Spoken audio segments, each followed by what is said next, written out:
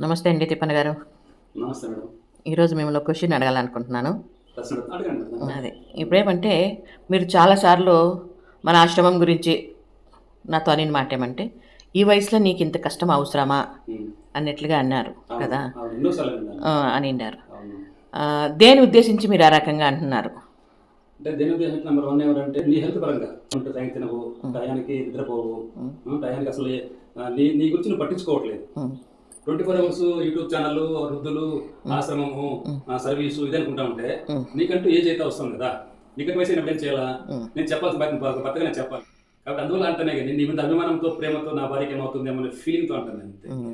సరే. ఎన్నోసార్లు